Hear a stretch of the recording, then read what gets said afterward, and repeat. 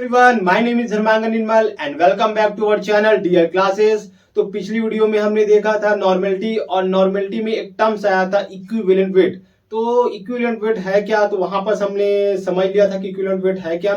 तो आज हम लोग उसको कैलकुलेट करना सीखेंगे। तो इक्विवेलेंट वेट और कुछ नहीं है, एक तरह का मैथमेटिकल प्रोग्रेशन है जिसको हमें कैलकुलेशन के द्वारा निकालना पड़ता है। तो चलिए देखते हैं इक्विवेलेंट वेट। तो इक्विवेलेंट वेट के लिए फॉर्मूला होता है हमारे पास मॉलिक्यूलर वेट अपॉन वैलेंसी। तो मॉलिक्यूलर वेट तो आप निकाल सकते हो किसी का भी, चाहे सोडियम हाइड्रोक्साइड हो, चाहे HCl हो, HCl है, किसी भी का।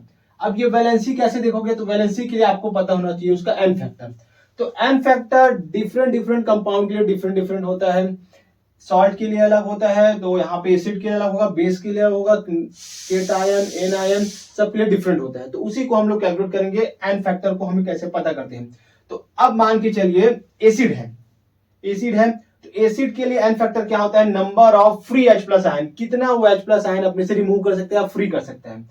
तो चलिए देखते हैं इक्विवेलेंट वेट ऑफ H2SO4। हमारा एम इक्विवेलेंट वेट ही कैलकुलेट करना है। तो इक्विवेलेंट वेट ऑफ H2SO4, तो H2SO4 का हमें मॉलिक्यूलर वेट देख लेना। सबसे पहले m मास अपॉन, अब इसके लिए एन फैक्टर में number of free H plus ion, तो कितने H प्लस दे सकते हैं H2SO4। तो H2SO4 हमारे पास अगर देखा जाए तो H2SO4 है, यहां पर देख लेते हैं थोड़ा सा।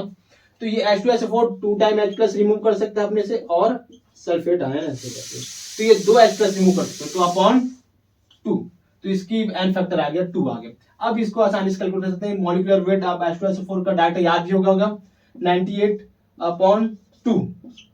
अगर मॉलिक्यूलर वेट आपको निकालने नहीं आता है तो मेरी सबसे पहले वाली वीडियो देखिए, इसमें मॉलिक्यूलर वेट को बेहद ही आसान तरीके से समझाया गया है, जिसके लिंक मैंने डिस्क्रिप्शन में दे दिए हैं। चलिए देख लेते हैं। अब इसको 98/2 करेंगे तो यहाँ पे आ गया आपका 49। अच्छा, इक्विवेलेंट वेट है तो वेट का कोई इसमें यूनिट नहीं होता है, आपको ग्राम या फिर केजी ऐसा कुछ होने की जरूरत नहीं है। इसका देखते हैं next, equivalent weight of HCl। तो HCl यहाँ पे लेंगे हम लोग HCl तो कितना H प्लस निकल रहा है एक, और Cl -1, तो यहाँ पे एक H प्लस निकल रहा है, तो यहाँ पास भी m अपॉन क्या हो जाएगा, एन फैक्टर इसके लिए HCl के लिए 1। तो molecular weight of HCl, chlorine का होता है 35.5 और इसका होता है 1, तो 36.5 अपॉन 1, तो इसका आ गया हमारे पास 36.5। चलिए नेक्स्ट क्वेश्चन हमारे पास ये है कि equivalent weight of H3PO4 phosphoric acid का। तो फॉस्फोरिक एसिड का आप लोगों को शायद पता चल गया होगा क्या होगा। तो इसके लिए हम लोग m अपॉन क्या करेंगे, क्योंकि इसमें नंबर ऑफ H प्लस कितना रिमूव कर सकता है, ये 3, तो अपॉन 3। तो इसका आप लोग कैलकुलेट कीजिए और हमें बताइए कमेंट्स में। आगे हम लोग इसका बेस का देखते हैं। चलिए अब बेस में भी क्या करना है, एन फैक्टर फॉर बेस। तो बेस के लिए क्या होगा, बेस में क्या होता है, OH होता है। तो इसी की तरह सेम नया फॉर्मूला क्या बन जाएगा, number of free OH minus ion, जितना OH माइनस आयन फ्री होगा उसी को हम लोग उसका एन फैक्टर कहेंगे। तो चलिए देखते हैं बेस का इक्विवेलेंट वेट ऑफ NaOH का देखते हैं।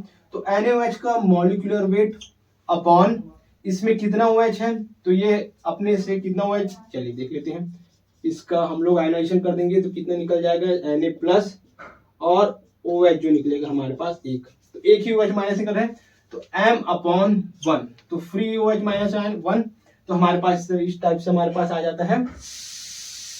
मॉलिक्यूलर वेट हो जाता है NaOH का 14/1, ये हो जाएगा हमारे पास। Same here equivalent weight of calcium hydroxide. तो कैल्शियम हाइड्रोक्साइड का देखेंगे तो m अपॉन, इसमें नंबर ऑफ OH कितने हैं, 2, तो 2 ही OH फ्री हो सकते हैं। अब इसका इक्विवेलेंट वेट कितना हो जाए, इसका मास देख लेते हैं सबसे पहले।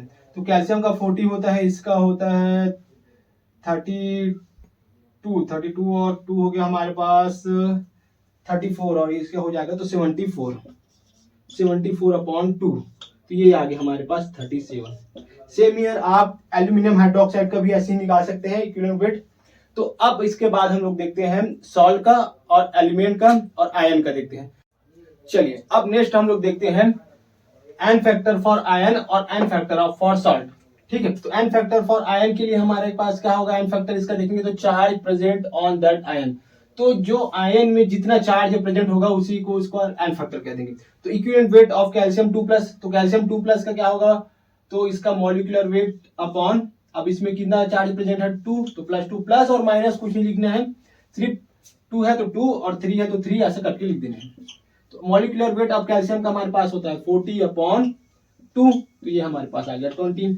Same here equivalent weight of nitrite ion का, तो नाइट्राइट आयन का कितना हो जाएगा N-3, तो N-3 का हमारे पास नाइट्रोजन का मॉलिक्यूलर वेट अपॉन, अब इसमें कितना होता है अपॉन 3, क्योंकि इसमें प्रेजेंट आयन है 3, तो हमारे पास हो जाएगा ये 14/3 ऐसे। और कैलकुलेट करना चाहते हैं तो वरना इतना ही काफी है, रहने दीजिए। आगे अब इसका कार्बोनेट आयन का आप लोग निकाल सकते हैं। Same N factor for salt के लिए टोटल पॉजिटिव और निगेटिव चार्ज, जितना उसमें पॉजिटिव और निगेटिव चार्ज है और पॉजिटिव और निगेटिव चार्ज, तो देखते हैं NaCl का, तो इक्विवेलेंट वेट ऑफ NaCl, तो NaCl का सोडियम का 23, अच्छा मॉलिक्यूलर वेट अपॉन, अब Na में यहाँ पे कितना पॉजिटिव है, 1 पॉजिटिव है, या पॉजिटिव को देखो या निगेटिव को, तो यहाँ पे 1 है, तो यहाँ पे हमारा मॉलिक्यूलर वेट हो जाएगा 58.5/1, तो ये हमारे पास आ जाएगा 58.5। सेम ईयर दूसरा देखते हैं कैल्शियम क्लोराइड, ये वाला सॉल्ट देखते हैं, तो इसका हमारे पास हो जाएगा मॉलिक्यूलर वेट अपॉन, अब यहाँ पे कैल्शियम का देखते हैं तो यहाँ पे आएगा इसका +2 और क्लोराइड का आएगा माइनस, लेकिन 2 क्लोराइड है 2 माइनस, तो दोनों में से कोई पॉजिटिव या निगेटिव चार्ज को देख लीजिए, तो इसमें आ जाएगा अपॉन 2, तो मॉलिक्यूलर वेट हो जाएगा कैल्शियम क्लोराइड का 40 और इसका हो जाएगा 71, तो ये हो जाएगा हमारे पास 101/2, तो ये हमारे पास आ जाएगा 50.5। सेम एल्यूमिनियम क्लोराइड का आप निकाल सकते हैं।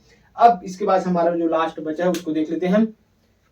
अब लास्ट देख लेते हैं हम लोग एन फैक्टर फॉर एलिमेंट, तो किसी भी एलिमेंट का हम लोग को अगर एन फैक्टर कैसे देखेंगे, तो वैलेंसी ऑफ दैट एलिमेंट, जो उस एलिमेंट की जो वैलेंसी होती है, मान के चलो देखो यहाँ पर इस एलिमेंट में कोई भी चार्ज नहीं दिया गया, फिर भी हम लोग इनका इक्विवेलेंट वेट निकालेंगे with the help of N factor. तो चलो इक्विवेलेंट वेट ऑफ सोडियम, तो सोडियम का हमारे पास मॉलिक्यूलर वेट देख लेंगे, और सोडियम का वैलेंसी कितना होता है ये पता है कि फर्स्ट ए ग्रुप में आता है, तो इसकी जो वैलेंसी होती है 1 होती है, तो हमारे पास आ गया सोडियम का 23/1, 23।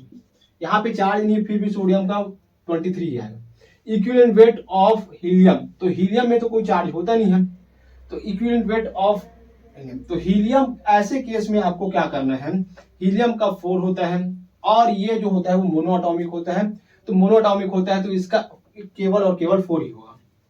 ठीक है, आगे देखते हैं इक्विवेलेंट वेट ऑफ कॉपर, तो कॉपर का हमारे पास मॉलिक्यूलर वेट अपॉन, अब इसमें कोई चार्ज दिया नहीं है, फिर भी इसकी वैलेंसी होती है +1 या 2 होती है, तो इसका हम लोग फिर भी हम लोग मान लेते हैं, चलिए 2 मान लेते हैं, +2 का भी, तो चलिए +2, वैसे तो ये +1 में ज्यादा ये रहता है, स्टेबल रहता है, तो 1 ही लेते हैं। तो कॉपर का मॉलिक्यूलर वेट हमारे पास हो जाता है 63.5/1, तो ये हो जाएगा हमारे पास 63.5। सो फ्रेंड्स, इसी तरह हम लोग आने वाले और जितने भी कंपाउंड है उन सब का हम लोग इक्विवेलेंट वेट कैलकुलेट कर सकते हैं। इस वीडियो को एक बार में समझ नहीं आया तो 2 से 3 बार देखिए और बेहद ही आसान तरीके से आप समझ जाएंगे और किसी भी कंपाउंड का आप निकाल सकते हैं। तो मिलते हैं हम लोग नेक्स्ट वीडियो में, तब तक के लिए जय हिंद।